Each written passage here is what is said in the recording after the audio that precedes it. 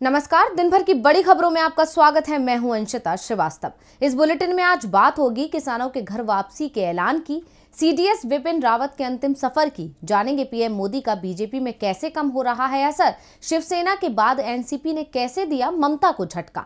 बात करेंगे अयोध्या विवाद पर फैसला देने वाले पूर्व सीजेआई रंजन गोगोई के नए खुलासे की, विराट कोहली से छीनी गई कप्तानी की और बुलेटिन के आखिर में बात प्रचार पर पैसे बहाती मोदी सरकार की। लेकिन तमाम बड़ी खबरों से पहले एक नजर सुर्खियों पर। बिपिन रावत के बाद नए सीडीएस की तलाश हुई तेज। Army chief Manoj Mukund Naravane CDS की रेस में सबसे आगे। जल्द ही सीडीएस के नाम पर सरकार लगा सकती है मोहर। यूपी में बीजेपी विधायक की सदस्यता हुई रद्द। गोसाईगंज सीट से बीजेपी विधायक खब्बू तिवारी हुए अयोग्य घोषित। खब्बू तिवारी को फर्जी मार्कशीट केस में एमपी एमएलए कोर्ट ने ठहराया था दोषी। कोर्ट की सजा के आधार पर गई खब्बू तिवारी की विधानसभा सदस्यता। कलकत्ता हाई कोर्ट से मिथुन चक्रवर्ती को बड़ी राहत। विवादित भाषण मामले में एफआईआर रद्द। विधानसभा चुनावों के दौरान पीएम मोदी की सभा में मिथुन ने दिया था भाषण। लगातार तीसरे दिन शेयर बाजार में हो रही तेजी। सेंसेक्स 157 अंकों की तेजी के साथ 58,807 अंक पर हुआ बंद। निफ्टी 47 अंकों की तेजी के साथ 17,517 पर हुआ बंद। तो सुर्खियों के बाद अब बात आज की सबसे बड़ी खबर की। 1.25 साल तक सरकार से चली लंबी लड़ाई के बाद आखिरकार किसानों की मांग मानने को मोदी सरकार तैयार हो ही गई। कृषि बिल की वापसी तो पहले ही हो चुकी थी और अब किसानों की बाकी मांगों के लिखित आश्वासन के बाद किसानों ने भी घर वापसी का फैसला कर लिया है। लेकिन आंदोलन वापसी का फैसला किसानों ने अभी भी नहीं लिया है। तो क्या है किसानों का ऐलान, देखिए रिपोर्ट।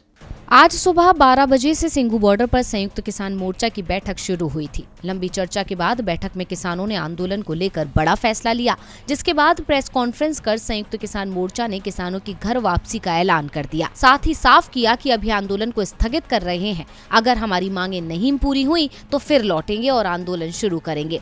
सरकार की ओर से मिले नए प्रस्ताव पर किसान संगठनों में सैद्धांतिक सहमति पहले बन गई थी, लेकिन गुरुवार दोपहर को इस पर लंबी चर्चा के बाद फैसला हुआ। इस मीटिंग में किसान संगठनों के 200 से ज्यादा प्रतिनिधि मौजूद थे। सिंघू बॉर्डर का माहौल भी किसानों की वापसी का संकेत दे रहा है। संयुक्त किसान मोर्चा ने बताया कि 11 दिसंबर से सभी किसान घर वापसी शुरू कर देंगे। इसके बाद किसान अमृतसर के स्वर्ण मंदिर में अरदास करेंगे और अपने घरों को पहुंच जाएंगे। संयुक्त किसान मोर्चा के प्रतिनिधि बलवीर सिंह राजेवाल ने कहा कि हमारी 15 जनवरी को दिल्ली में एक समीक्षा बैठक होगी, जिसमें ये विचार करेंगे कि आंदोलन से हमने क्या पाया है और सरकार ने कितनी मांगों को मान लिया है। उन्होंने कहा कि 11 दिसंबर से किसान लौटना शुरू कर देंगे। हम अपने सभी मंच हटा देंगे। इसके अलावा मध्य प्रदेश के किसान नेता शिव कुमार कक्का ने कहा कि हम देश के उन तमाम लोगों से माफी मांगते हैं जिन्हें इस आंदोलन के चलते परेशानी हुई है। शिव कुमार कक्का ने कहा कि कृषि मंत्रालय के सचिव संजय अग्रवाल की ओर से भेजे गए लेटर के बाद ये सहमति बनी है। इस लेटर में हमारी ज्यादातर मांगों पर विचार करने की बात कही गई है। सरकार ने मुकदमे और तमाम चीजों से लेकर 15 जनवरी तक का समय दिया है। हम इसके बाद समीक्षा करेंगे। 11 दिसंबर को किसान घर वापसी की राह पर निकलेंगे, लेकिन उससे पहले देश के जाबाज सपूत सीडीएस विपिन रावत अपने अंतिम सफर पर निकल पड़े हैं। 8 दिसंबर को सीडीएस विपिन रावत और आर्मी के 12 अफसरों के साथ जा रहा वायुसेना का हेलीकॉप्टर हादसे का शिकार हो गया था। विमान में सीडीएस की पत्नी भी सवार थी। 14 लोगों में 13 लोगों की हादसे में जान चली गई। हादसे में जान गंवाने वाले सभी लोगों के पार्थिव शरीर को आज दिल्ली लाया गया। तमिलनाडु के कुन्नूर में दुर्घटनाग्रस्त हुए हेलीकॉप्टर में देश के पहले सीडीएस विपिन रावत और उनकी पत्नी सहित 14 लोग सवार थे, जिनमें से 13 लोगों को देश ने खो दिया और ग्रुप कैप्टन वरुण का इलाज जारी है और उनकी हालत अभी चिंताजनक बनी हुई है। बीते दिन आई इस दुखद घटना के आते ही देश में शोक की लहर दौड़ गई। हादसे की जानकारी मिलते ही पीएम ने कैबिनेट की बैठक बुला ली। रक्षा मंत्री राजनाथ सिंह विपिन रावत के घर उनके परिजनों से मिलने पहुंचे और आज रक्षा मंत्री राजनाथ सिंह ने संसद में हादसे की पूरी जानकारी दी। साथ ही ये बताया कि घटना की जांच के आदेश दे दिए गए हैं। सभी सेना अधिकारियों को लेकर सेना के विशेष विमान ने सुलूर एयरपोर्ट से दिल्ली के लिए उड़ान भरी। इससे पहले आज नीलगिरी में हजारों लोगों ने नम आंखों से वीर सपूतों को अंतिम विदाई दी। कल यानी शुक्रवार को जनरल रावत के अंतिम दर्शन के लिए उनका शव उनके आवास पर रखा जाएगा। लोग सुबह 11 से 2 बजे तक रावत को अंतिम सलामी दे पाएंगे। बिपिन रावत के निधन के कारण उनके गृह राज्य उत्तराखंड में 3 दिवसीय राजकीय शोक की घोषणा की गई है। वहीं राष्ट्रपति रामनाथ कोविंद, प्रधानमंत्री नरेंद्र मोदी, गृह मंत्री अमित शाह समेत तमाम विपक्षी नेताओं ने भी जनरल बिपिन रावत और अन्य के निधन पर शोक जताया है। कल 2 बजे के बाद रावत के अंतिम संस्कार की प्रक्रिया शुरू होगी। उनके आखिरी सफर को कामराज मार्ग से शुरू कर दिल्ली कैंटोनमेंट के ब्रार स्क्वायर शमशान घाट ले जाया जाएगा। देश के लिए ये बहुत बड़ा नुकसान है। सेना की ओर से जांच शुरू कर दी गई है और हादसे को लेकर कई सवाल उठ रहे हैं। विमान के ब्लैक बॉक्स से कुछ सवालों के जवाब मिल सकते हैं। दूसरी ओर सवाल बीजेपी में भी पीएम मोदी की नेतृत्व क्षमता पर उठने लगे हैं, क्योंकि पीएम की तमाम हिदायतों और सख्त चेतावनियों का कोई असर पार्टी के सांसदों पर नहीं दिख रहा है। इसके बाद सवाल उठ रहे हैं कि क्या पीएम मोदी की पार्टी पर पकड़ कमजोर हो चुकी है। कहते हैं कि बीजेपी में अक्सर वही काम होता है जो पीएम मोदी कहते हैं। उनके आदेश के बिना संसद से लेकर सड़क तक बीजेपी खेमे में पत्ता तक नहीं हिलता। लेकिन लगता है कि जैसे जैसे देश में मोदी का मैजिक खत्म होता जा रहा है, वैसे वैसे पार्टी में भी उनका रुतबा घटता जा रहा है। यही वजह है कि अब तो सांसदों पर भी पीएम मोदी की फटकार का कोई असर नहीं हो रहा है। तभी तो उनकी नसीहत के बावजूद सांसद सदन में मौजूद नहीं रहे, जबकि सत्ता पक्ष के सांसदों से ज्यादा संख्या में विपक्षी सदन में मौजूद थे। सुबह 11:10 पर लोकसभा में बीजेपी के केवल 58 सांसद मौजूद थे। हालांकि सुबह 58 सदस्यों के साथ 9 मंत्री ही थे। मंत्री वही थे जिन्हें सवालों के जवाब देने थे। वहीं विपक्ष की 2 पंक्तियों की सीटें भरी हुई थी और वहां 90 सांसद बैठे हुए थे। सांसदों की ये गैर मौजूदगी साफ दर्शाती है कि पीएम मोदी की फटकार का उन पर कोई असर नहीं है। दरअसल प्रधानमंत्री मोदी ने शीत सत्र के दौरान सांसदों के साथ पहली बैठक के दौरान सख्त रवैया अख्तियार करते हुए चेतावनी दी थी। बीजेपी संसदीय दल की बैठक में प्रधानमंत्री मोदी ने स्पष्ट तौर पर चेतावनी देते हुए सांसदों से कहा था कि सुबह 11 बजे से 1 बजे तक सभी को सदन में उपस्थित रहना है। एमपी अपना रवैया बदल लें, वरना बड़ा बदलाव करना पड़ेगा। सांसदों से बच्चों की तरह बातें करना अच्छा नहीं लगता। पीएम मोदी ने जब चेतावनी दी थी, उसी दौरान विपक्ष 12 सांसदों के निलंबन को लेकर प्रदर्शन कर रहा था।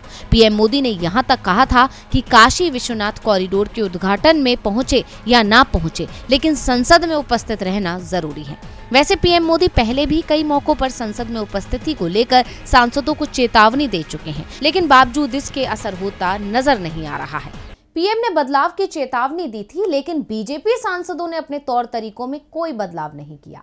उल्टा पीएम की चेतावनी को ही नजरअंदाज कर दिया। यानी साफ है कि पीएम मोदी का डर अब पार्टी के अंदर ही खत्म हो चुका है। लेकिन एक डर देश में तीसरे मोर्चे को लेकर भी बन रहा था। दावा किया जा रहा था कि तीसरा मोर्चा 2024 में बीजेपी को सत्ता दिलाने में मदद कर सकता है, लेकिन ये तीसरा मोर्चा बनने से पहले ही खत्म होता दिख रहा है, जिससे बीजेपी के साथ टीएमसी भी परेशान दिख रही है। यूपी, पंजाब सहित 5 राज्यों में विधानसभा चुनावों का ऐलान 1 महीने बाद हो जाएगा। चुनाव आयोग ने इसकी तैयारियां शुरू कर दी हैं, तो दूसरी ओर राज्यों में राजनीतिक दलों ने भी तैयारियां तेज कर दी हैं। नए राजनीतिक गठबंधन तैयार हो रहे हैं, तो कई नई राजनीतिक पार्टियां भी चुनाव मैदान में ताल ठोकने को तैयार है। दूसरे प्रदेशों के मजबूत दल अपनी पार्टी का विस्तार करने के लिए इन चुनावी राज्यों में किस्मत आजमाने की कोशिश में जुटे हैं। खासतौर पर पश्चिम बंगाल की सत्ताधारी टीएमसी की नजर गोवा और उत्तराखंड पर है। इसके पीछे एक वजह टीएमसी का मुश्किल में फंसा राष्ट्रीय पार्टी का दर्जा भी है। पार्टी इन राज्यों में अपना जनाधार मजबूत कर राष्ट्रीय पार्टी के दर्जे को बचाने की कोशिश में है। ममता बनर्जी की पार्टी टीएमसी पहली बार पूरी दमखम से गोवा और उत्तराखंड में चुनाव लड़ने की तैयारी में है। पार्टी ने एनसीपी और शिवसेना से गठबंधन के संकेत भी दे दिए थे। गठबंधन की संभावनाएं तलाशने के लिए ममता बनर्जी मुंबई भी गईं। ममता गोवा में एनसीपी और शिवसेना के साथ मिलकर चुनाव लड़ने की प्लानिंग कर रही थी और उत्तराखंड में भी वो इन दोनों पार्टियों के साथ चुनावी मैदान में कूदने की तैयारी में थी। लेकिन शिवसेना ने तुरंत ही साफ कर दिया कि वो कांग्रेस के ही साथ रहेगी। लेकिन हर बार की तरह पवार ने तुरंत ही कोई फैसला नहीं किया, जिससे इस बात के संकेत मिल रहे थे कि पवार ममता बनर्जी के साथ जा सकते हैं। लेकिन अब एनसीपी ने भी साफ कर दिया है कि वो टीएमसी के साथ ना गोवा में और ना ही उत्तराखंड में गठबंधन करेगी। गोवा में उसका गठबंधन कांग्रेस के साथ होगा। इसके लिए पार्टी नेता प्रफुल्ल पटेल की कांग्रेस नेताओं से चर्चा भी शुरू हो गई है, जबकि उत्तराखंड में भी एनसीपी कांग्रेस के साथ ही चुनाव लड़ेगी। दोनों ही राज्यों में एनसीपी टीएमसी से किसी तरह का गठबंधन नहीं करेगी। यूपी में जरूर पवार समाजवादी पार्टी का समर्थन कर सकते हैं। इसके संकेत भी पार्टी ने दे दिए हैं। पहले शिवसेना और अब एनसीपी ने टीएमसी से किनारा कर लिया है, लेकिन ममता अभी भी दावा कर रही है कि टीएमसी के पास कांग्रेस से ज्यादा ताकत है। अब किसके पास ज्यादा ताकत है, इसका फैसला आने वाले चुनावों में हो जाएगा। वैसे एक फैसला 2 साल पहले भी हुआ था, जिसे भारत की सुप्रीम कोर्ट ने सुनाया था। फैसला था अयोध्या विवाद को लेकर। अब इस मामले में फैसला सुनाने वाली संवैधानिक पीठ के प्रमुख पूर्व सीजेआई रंजन गोगोई ने अपनी किताब में बड़े खुलासे किए हैं। राम जन्मभूमि बाबरी मस्जिद मामले में जब पूर्व मुख्य न्यायाधीश और मौजूदा समय में राज्यसभा सांसद रंजन गोगोई ने 2 साल पहले फैसला सुनाया था, तो पूरे देश में इस पर प्रतिक्रिया सामने आई थी। कई लोगों ने इसका स्वागत किया तो कई लोगों ने सवाल उठाए। हालांकि उस वक्त अपने निर्णय पर रंजन गोगोई चुप्पी साध गए, लेकिन अब 2 साल बाद अपनी आत्मकथा जस्टिस फॉर द जज एंड ऑटोबायोग्राफी में राम जन्मभूमि बाबरी मस्जिद मामले को लेकर कई अहम बातें लिखी हैं। किताब के मुताबिक सर्वसम्मति से फैसला सुनाने के बाद उस समय के भारत के मुख्य न्यायाधीश रंजन गोगोई ने फैसला सुनाने वाली बेंच के अन्य न्यायाधीशों के साथ होटल ताज मानसिंह में डिनर किया था। साथ ही उस दौरान सबसे अच्छी वाइन का ऑर्डर किया गया था। उन्होंने अपनी किताब में लिखा कि फैसला सुनाने के बाद महासचिव ने अशोक चक्र के नीचे कोर्ट नंबर 1 के बाहर जजों की गैलरी में एक फोटो सेशन का आयोजन किया। शाम को मैं जजों को डिनर पर ताज मानसिंह होटल ले गया। हमने चाइनीज खाना खाया और वहां उपलब्ध सबसे अच्छी वाइन की एक बोतल ली। आपको बता दें कि अयोध्या मामले में तत्कालीन सीजेआई गोगोई की अगुवाई में 5 न्यायाधीशों का संविधान पीठ ने फैसला सुनाया था, जिसमें रंजन गोगोई के साथ जस्टिस एस.ए. बोबड़े और जस्टिस डी.वाई. चंद्रचूड़, अशोक भूषण और एस. अब्दुल नजीर भी शामिल थे। इन दिग्गजों ने मिलकर देश के सबसे पुराने विवाद का हल निकाला था, लेकिन ये फैसला रंजन गोगोई के करियर के लिए ऐतिहासिक बन गया। इस फैसले को सुनाने के कुछ दिनों बाद ही वो रिटायर्ड हो गए और फिर उन्हें राज्यसभा का सांसद भी बना दिया गया। संसद का सदस्य बनाए जाने को लेकर कई बार सवाल भी उठे थे। पहले अयोध्या विवाद पर फैसला सुनाया, फिर पार्टी की। वैसे इतने बड़े केस का निपटारा करने के बाद पार्टी तो बनती थी, लेकिन विराट कोहली की पार्टी शुरू होने से पहले ही खत्म हो गई। दरअसल विराट की तमन्ना थी कि उनके नेतृत्व में टीम इंडिया आईसीसी का एक टूर्नामेंट जीते, लेकिन बीसीसीआई ने विराट के इस सपने को तोड़ दिया है। तो क्या किया बीसीसीआई ने जिससे विराट का सपना नहीं हो पाएगा पूरा? यूएई में खेले गए टी20 विश्व कप में भारत के खराब प्रदर्शन के बाद से ही ये साफ हो गया था कि बीसीसीआई टीम में बड़े बदलाव की तैयारी में है। सबसे पहले टीम इंडिया के कोच पद से रवि शास्त्री की छुट्टी कर दी गई और फिर विराट पर टी20 और वनडे की कप्तानी छोड़ने का दबाव बनाया गया। विराट ने टी20 की कप्तानी छोड़ने का ऐलान तो तुरंत कर दिया, लेकिन बीसीसीआई अध्यक्ष सौरभ गांगुली से विराट ने वनडे टीम की कप्तानी बरकरार रखने की मांग की। विराट दक्षिण अफ्रीका के दौरे पर भी वनडे मुकाबले में टीम इंडिया की कमान संभालने की तैयारी कर रहे थे, लेकिन दौरे के लिए टीम का चयन होने से 48 घंटे पहले बीसीसीआई की ओर से विराट को साफ साफ मैसेज दे दिया गया कि या तो वो खुद वनडे टीम की कप्तानी छोड़ने का ऐलान कर दें, नहीं तो चयन समिति उन्हें हटा देगी। जब विराट कोहली ने कोई फैसला नहीं किया, 48 घंटे की समय सीमा बीत गई, तो उसके 1 घंटे बाद ही क्रिकेट बोर्ड की चयन समिति ने टीम इंडिया की वनडे टीम की कमान रोहित शर्मा को सौंपने का ऐलान कर दिया। विराट कोहली के कद को देखते हुए बीसीसीआई चाहता था कि विराट खुद ही इस बारे में देश को बताएं, लेकिन विराट को अंतिम समय तक ये उम्मीद थी कि बीसीसीआई उन्हें कप्तानी से हटाने का फैसला नहीं लेगा, और इसके पीछे वजह थी विराट का शानदार रिकॉर्ड। विराट की कप्तानी में भारत ने 19 वनडे सीरीज खेली, जिसमें 15 सीरीज भारत ने जीती। उनकी कप्तानी में टीम इंडिया ने 95 वनडे मैच खेले, जिसमें 65 में टीम को जीत मिली। यानी विराट की कप्तानी में टीम इंडिया की जीत का प्रतिशत 70 के करीब था। भारत के लिए 15 से ज्यादा वनडे मैच में कप्तानी करने वालों की लिस्ट को देखें तो कोई भी विराट के आसपास नहीं था, लेकिन विराट की बदकिस्मती थी कि इतना शानदार रिकॉर्ड रखने के बावजूद वो अपनी कप्तानी में एक भी आईसीसी ट्रॉफी टीम इंडिया को नहीं दिला पाए, और ये देखते हुए ही बीसीसीआई ने उनसे सीमित ओवरों की क्रिकेट से टीम की कमान वापस ले ली। और बुलेटिन के आखिर में बात प्रचार पर पैसे उड़ाती मोदी सरकार की। देश में महामारी आने के बाद से बेरोजगारी दर और महंगाई दर बढ़ गई है। जनता त्रस्त है, लेकिन सरकार को देश की जनता के दुख दर्द से कोई मतलब नहीं है। देश में महंगाई बढ़ रही है क्योंकि देश की अर्थव्यवस्था गड्ढे में जा रही है, लेकिन सरकार के पास अपने विज्ञापनों में खर्च करने के लिए अरबों रुपए हैं। सरकार ने अपने विज्ञापन में अरबों रुपए खर्च किए हैं, और इस बात की जानकारी दी है खुद सरकार के मंत्री ने। देखिए खास रिपोर्ट। सरकार का कहना है कि देश आर्थिक संकट से जूझ रहा है और देश को इसी आर्थिक संकट से बाहर निकालने के लिए जनता की जेब पर महंगाई का बोझ बढ़ा दिया गया है। लेकिन क्या वाकई आर्थिक संकट के चलते महंगाई बढ़ गई है या सरकार अपनी जेबें भरने के लिए जनता पर बोझ बढ़ा रही है? क्योंकि लोकसभा में केंद्रीय मंत्री अनुराग ठाकुर ने एक ऐसी जानकारी दी जिसने सरकार को सवालों के घेरे में खड़ा कर दिया है।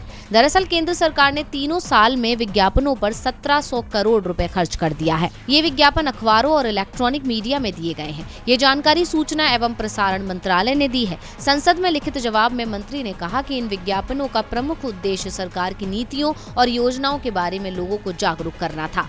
आंकड़ों के मुताबिक मोदी सरकार ने अखबारों में विज्ञापन के लिए 826 करोड़ 50 लाख रुपए दिए। 2020-21 में 6085 अखबारों के लिए 118 करोड़ 59 लाख रुपए खर्च किए गए। 2019-20 में 5365 अखबारों के लिए विज्ञापन पर 200 करोड़ रुपए खर्च हुए। 2018-19 में 6119 अखबारों में दिए गए विज्ञापन पर सबसे ज्यादा यानी 507 करोड़ 90 लाख रुपए सरकार ने दिए। इलेक्ट्रॉनिक मीडिया पर कुल 193 करोड़ 52 लाख रुपए पिछले 3 सालों में खर्च किए गए हैं। इससे पहले सूचना का अधिकार के तहत bureau of outreach and communication ने बताया था कि नरेंद्र मोदी सरकार ने जून 2014 से मार्च 2018 के बीच कुल 4343 करोड़ रुपए विज्ञापन और पब्लिसिटी पर खर्च किया था। हालांकि 2015-16 में ये ज्यादा था क्योंकि तब सरकार ने 1171 करोड़ 11 लाख रुपए खर्च किए। इनमें से प्रिंट मीडिया पर 510 करोड़ 69 लाख, इलेक्ट्रॉनिक मीडिया पर 541 करोड़ 99 लाख और आउटडोर पब्लिसिटी पर 118 करोड़ 43 लाख रुपए खर्च किए गए। 2016-17 में ये रकम बढ़कर 1263 करोड़ रुपए हो गई। प्रिंट मीडिया पर इस साल में 463 करोड़ 88 लाख के विज्ञापन दिए गए। 2015-16 में सरकार ने इलेक्ट्रॉनिक मीडिया पर 613 करोड़ 78 लाख रुपए जबकि आउटडोर पब्लिसिटी पर 185 करोड़ 99 लाख रुपए का खर्च किया। लेकिन आरटीआई के मुताबिक जून 2014 से मार्च 2015 के बीच सरकार ने 424 करोड़ 85 लाख रुपए प्रिंट पब्लिसिटी पर खर्च किया था, जबकि इलेक्ट्रॉनिक मीडिया पर 448 करोड़ 97 लाख रुपए खर्च किए गए थे। आउटडोर पब्लिसिटी पर 79 करोड़ 72 लाख रुपए खर्च हुए। इस तरह से कुल 934 करोड़ 54 लाख रुपए इस साल में खर्च किए गए। यानी इन आंकड़ों को देखकर कहा जा सकता है कि कांग्रेस की तुलना में बीजेपी सरकार ने अपने विज्ञापनों में 3 गुना ज्यादा खर्च किया है। यानी कांग्रेस के शासन की तुलना में मोदी सरकार में महंगाई क्यों बढ़ रही है, इसका जवाब इन आंकड़ों ने दे दिया है। तो आज इस बुलेटिन में बस इतना ही। देखते रहिए डीवी लाइव। नमस्कार।